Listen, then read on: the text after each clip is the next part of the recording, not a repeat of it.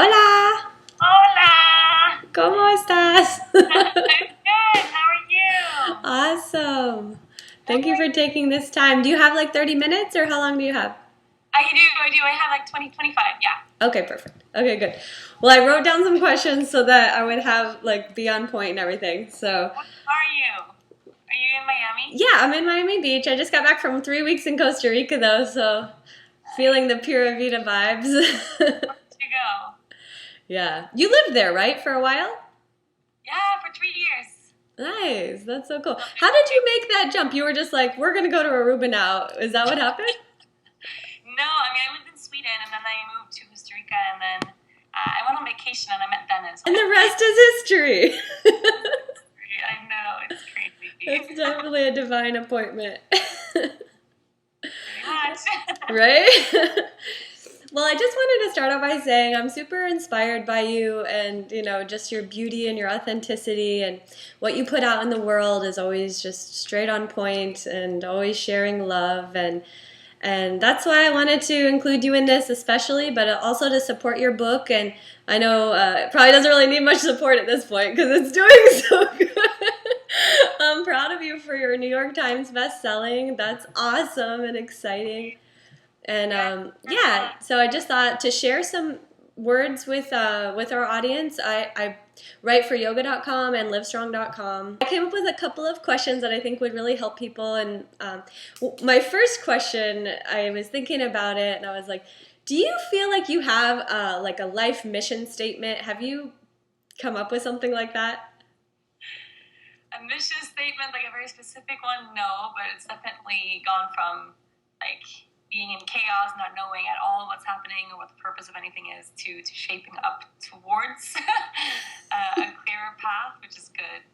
But right now, I'm just trying to connect with as many people as possible and kind of spread the message of self-acceptance more than anything else. Beautiful. Okay, so self-acceptance. That's a big part of it then, I think. Yeah. Well, I've thought about that for you for a long time because I'm like, you're always talking about, love yourself, and that's so important. And I think that you embody it so well. And I know that in the media it can be very daunting because people judge and criticize, and it's crazy because they say the brighter the light, the more moths, right? Yeah. So, but at the same time, you can choose to tune that out and just like totally feel the light and be the light and share the light and be like, all right, there's always going to be those moths, and that's what I see always coming through from you. So I really honor that and appreciate that. My other question, so I haven't kind of leading from that question is, do you have any advice, like as far as for people who are seeking more happiness? Like from my perspective, I think the seeking is the big problem because if you stop the seeking process, maybe eventually you would just actually feel it inside. But what kind of advice do you have as far as for that? Because I think people look to you as a role model, especially in that category, and especially you're doing your happiness tour. Yeah, it's true. I mean, I feel like people spend so much time, either fighting for happiness, kind of struggling, going upstream, and then, people don't spend enough time actually sitting down, figuring out exactly what it is that they want. Like, I really believe that the universe wants to kind of throw really amazing stuff at you all the time, but we're the ones that stand in the way. We judge ourselves, or we live through fear. We don't really live through that full potential, and then all those amazing things, they don't, they can't enter our lives. Right. So I really, really believe that you have to first, set your intentions and be really clear with what it is that you want. And most people, just feel like, oh, I want happiness, or maybe I want to travel, or maybe I want a relationship, and kind of the law of attraction, like you have to know what you want for that to actually find you and enter your life. And then it's a really nice mix between, sitting back and trusting that life unfolds the way it's supposed to, while actively taking steps towards reaching whatever it is that you want. So not just sitting on your butt at home, Right. It's meant to be, it's meant to be. Go Yes, home. but you also have to work. Yeah. Right. There's an in-between. Totally. You gotta do something. So as far as the doing of something, like what would you suggest for people to do? I mean, I really think definitely yoga helps, but do you feel that there are other things besides that? Or maybe you can also elaborate on what you feel is the more important practices of yoga? Because I feel like from you and from understanding a little bit about your path, and you had scoliosis, I think, right? Or you still do? right? And how that influences your yoga practice. And but at the same time, I think it drags, because I also have scoliosis, but I think it like drives you towards a more like a desire for alignment, right? So it's a physical alignment that you're really trying to get, but it translates to the other levels, right? So is there some kind of a formula, I guess you could say, that really has been working for you? Formula that would include maybe yoga, but other things, meditations. I know you also are really into green smoothies, like finding ways to get clear so that you can be in more alignment.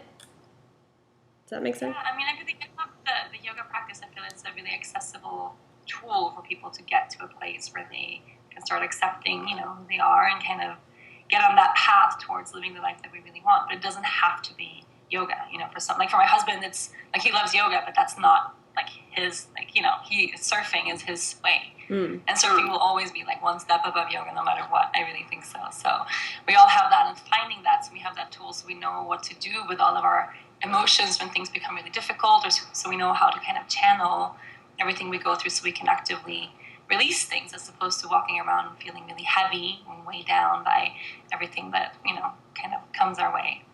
But I'm a really big believer in kind of sitting with what we're feeling and letting it burn. And a lot of people, we spend a lot of time escaping everything that happens, and then we run to the yoga mat, or we run to the TV, or to a bottle of wine, or, we all have our ways of escaping, and even yoga can be an escape if we don't do it right, I feel. So really allowing whatever happens in your life, allowing that to be there, and going into that fully, I feel is the most important step when it comes to actually living a light life. Yeah. Does that make sense? Yeah, definitely. Yeah, because I think that's a really good point. Like the light life, right? Like when everything feels heavy, there's no way to find happiness, because it's like you're carrying a stone on your back. So just like kind of getting rid of some of that, right? Yeah, that's right. Everything. And I mean, for me, it's yoga. I love coming to the mat just for a space of kind of getting that break from your mind, when your mind sometimes starts spinning out of control, and because your mind judges you more than anybody else judges you. Yeah, exactly. It's so true, and that's why the practices are such a nice way to kind of shut that off and get back into the body. But I always tell people, like, it doesn't have to be yoga. It's important that you find your path of getting there. It's meditation, or if it's breath work, or if it's surfing, or running, or painting, or find that and then do more of that. Yeah, exactly. What about connection? I want to talk a little bit about that, because you were saying that's like your primary motive right now, and is like connecting, and I really see that, and I think that's super amazing and beautiful, because I think that's a little bit one of the biggest problems in our world right now is a disconnect, whether it's disconnect with the self, or disconnect with our environment, which is causing all the problems in the world, or disconnect with others, and kind of do you want to mention anything about that? Because I think that just the word connection itself, you could write books about it, but just what does it mean to you, and how did you get started feeling like this desire to connect? I have a really big online community now, and it's just growing at this intense speed, and I feel there's a big difference between, inspiring people online, or being a motivation, and kind of sharing things from your life. It's not really making a massive change in anybody's life, I mean, it might for some, but it's not, I always have this feeling like I want to do so much more, and I get flooded with emails every day, like 300 to 400 emails easily in a day, and so many of them are personal stories from really young people all over the world, like a lot of young girls who are struggling or suffering, or they have an eating disorder, they're suicidal. Like, I get everything from, like, oh, I have wrist pain, help me for my practice, to I'm sitting in the bathtub holding a razor, I don't want to live.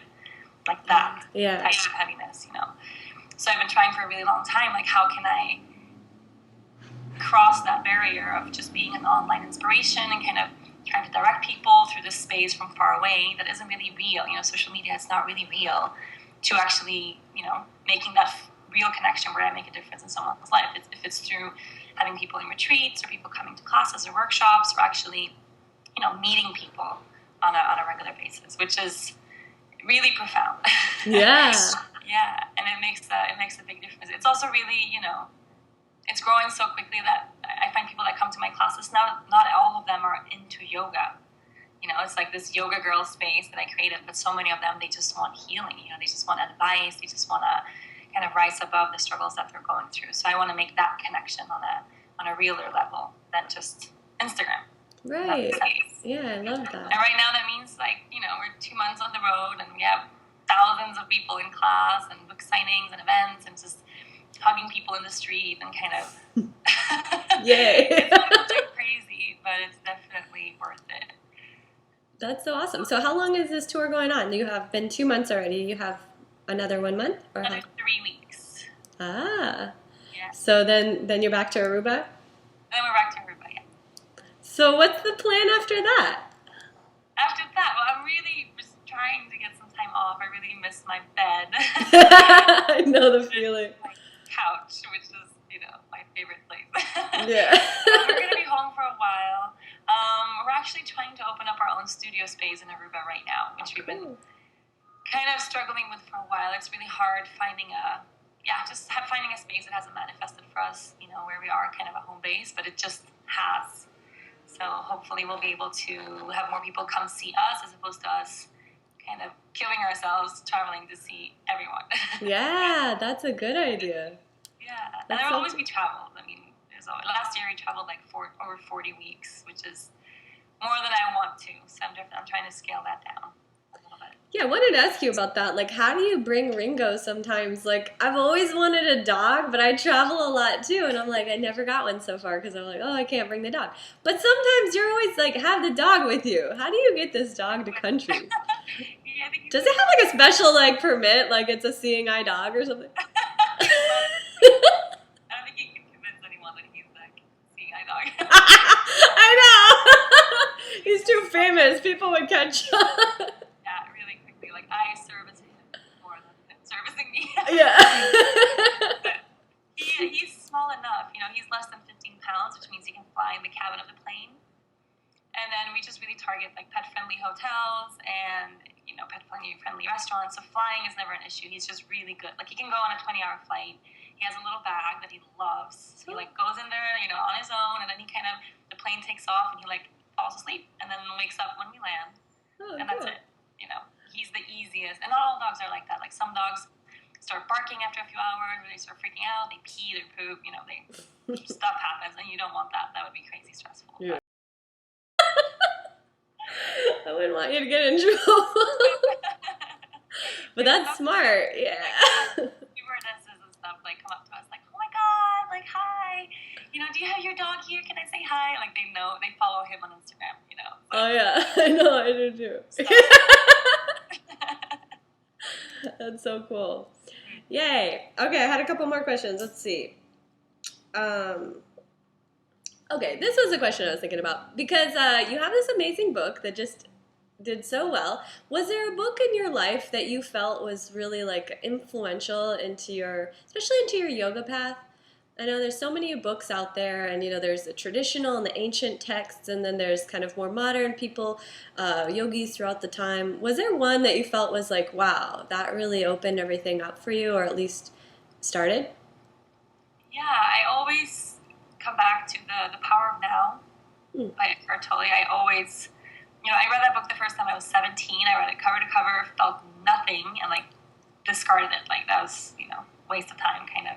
And then a year later, I read it again, and it completely changed my view of the world. So I recommend that to a lot of people. If it's the right time, it can really shift your consciousness, just how your mind works and how we work in relation to the present moment, and how much time we waste avoiding, separating ourselves. And it made a big difference for me when I was a teenager. Beautiful. Thank you. Yeah, I love Eckhart Tolle's work. It's so beautiful. Do you feel like, as far as the yoga world is concerned, because this has been an interesting part of my yoga journey. I'm a teacher and I teach teachers, and but there's so many different perspectives on yoga. There's the very traditional, and then there's the people completely the opposite, doing naked yoga in Vegas, or all sorts of stuff. And I feel like I'm in a good place of non-judgment and loving all of the expressions of it. But over the years, was there anything that really influenced you? Because I know that, kind of from my perspective, I kind of combined things that influenced me into what my expression became. Was there something for you that stands out? As far as a yoga lineage or a school or, teachings or philosophy, there's like the tantric philosophy, and then there's the super like Vedantic, which is very traditional and all that stuff. I feel like I've kind of flowed through them all. Like I began with a very traditional Ashtanga style, very, very, where classes were almost, kind of stoic and holy and then silent, and then realized I had too much back pain to handle Ashtanga and went into kind of not the opposite, but I went towards yin and towards yoga therapy and like really hatha based, slow, gentle, And my first ever experience with yoga was meditation, always. So it's like before I found the physical expression of yoga, I was meditating for years. So it kind of came to me through that way. And then I, started playing with inversions, and I came to vinyasa flow and became really dynamic. And then my life got really hectic, and I went back to like restorative. So I feel like personally, my own practice just shifts so much all the time, like the seasons. And that's kind of how my teaching has worked throughout the years as well. I put a lot of focus on, my husband calls it preaching, so almost like the Dharma talk aspect of this, but I really make it as accessible as I possibly can. So I usually don't involve a lot of Sanskrit, or, we'll chant, but like not a lot. Like it's really almost getting to the basic root of this contemporary place where we are, like reaching people as we are right now, like very uncomplicated ways of just drawing people in, which I love, which is, a lot of people resonate with. And then my classes are kind of funky, like, I don't know, people fall over, and sometimes I accidentally curse, and like, I'll play hip hop and reggae, and then, still have people cry in Shavasana. Like, I really feel like you can bring your own authentic self, in as a teacher into the classroom, which people really vibe with.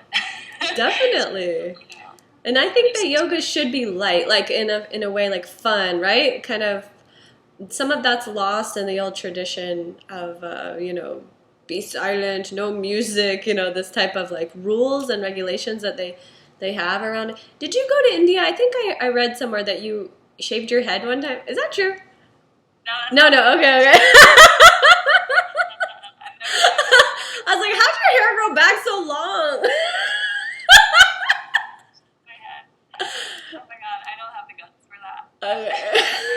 No, I went to India, but when I was little, not for a spiritual journey. So Cool. I want to go, but it's not overwhelmingly drawing me just yet. So yeah, it'll happen when. Sure. Yeah. When I went to India, actually what happened to me was I felt I don't want to go back unless I can do something to help India. Because there was a time when India was the great empire of the world, and now it's like 90% poverty, and there's so much sickness and dying, and the caste system is still really alive, and the Indian population doesn't really practice yoga. It's just Westerners coming to practice in India. So it's a little bit turned upside down. And there's actually a huge water situation there where I think I read somewhere where it was like over 70% of the people don't have access to like sanitary drinking water in India. And there's like 1 billion people. That's a lot. So anyway, we're working on putting together a campaign. It's called Be the Change, and it's really specifically about the water problem in India. And so anyway, hopefully when we get it all put together, maybe you could be a part of it in some way. But yeah, I feel like being like going to those types of countries now more than anything is really like if you can make a difference. Otherwise going around as a tourist, it just feels a little bit like unnecessary. You know what I mean? Yeah. I mean, there's a lot of places like that where, you kind of step off the plane and you realize that, I have to make a difference here. Yeah. Was there any places like that for you so far that you felt that way? Oh, yeah, many. We're changing our whole kind of the structure of our, yoga business, or however you say it. So we're not going to do retreats anymore. We do yoga social project trips that involve the practice, which is really nice. But I've been traveling to Africa my whole life since I was like 14. I've been a bunch of times, and all over Asia too. So there's a lot of places where you need support is needed, and more than just kind of bringing a group and kind of really focusing on the individual. Like a lot of retreats are like that, which is great. Focus on you and kind of get your heart to grow so you can help others and inspire others. It's great, but I feel like there's a component that has been really hard for us to grasp so far. The greater good for these trips, for instance. Yeah. And I feel like now we're reaching so many people. I want to make a difference beyond just the individual, So Absolutely. I'll keep you posted too. Yeah, I can't wait to hear. I think I saw somewhere you have a nonprofit now. What is it called? I saw a link. What was it? Well, we have Sergeant Pepper's Friends, which is our animal rescue foundation, which we just kind of made legal. Oh, cool. It started off as just an Instagram account, and now we have an actual foundation. So we're just using social media to connect, dogs in need with families and people that want to care for pets. So it's been working out really well. There's a lot of logistics, and it's difficult to transport dogs between countries, and it's expensive, and we need a lot of support. So we started that, and then we're launching an actual full charity at the end of the year that involves more than animals, but it's not ready yet. Oh, okay. But that would kind of be encompassing of these philanthropical kind of retreats, right? Yes. Yeah. Yes. Oh, And cool. I feel like I have like close to 2 million people total in our social media reach, and a lot of them are young and they want to give and they want to help, but people don't really trust. Like I don't feel anybody in their kind of younger 20s or teenagers or whatever would give money to like Greenpeace or Amnesty. Like it's too big, it's too far away. People don't trust that the money actually goes to the right places. So I wanted to do something where we use social media to keep it really transparent, where people actually can see exactly what happens. I give $10 a month, I give something little, I give $5, whatever you have, and then use social media as a way to show that you're making a difference just by involving yourself and spreading that awareness. Yeah, that's beautiful. And then when they come on the retreats, it's even, I think that you're planting the seeds, and then these people go on and they affect their communities, and that's really the, beyond that experience where they come and even just to one class, but you plant the seed and then it grows in their heart, and you never know what's going to grow out of their community, so it's so beautiful. Yeah. So is there anything else you want to share? Where people can reach you? I know it's rachelbrathen.com, right? Is that where you like to direct people to your website?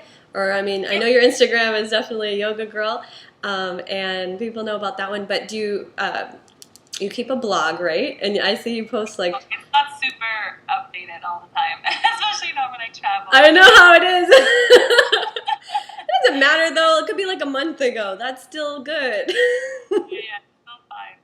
But the website, we keep all the current, things happening on there, so that's good. Okay, good. All right, so everybody go to rachelbrathen.com, check out what she's got going on, and I'll be posting this interview on yoga.com, and I'm going to also try to get it on Livestrong as well. And so I just really thank you so much for your time, and send you many blessings to your journey, and hope to connect with you more along the way.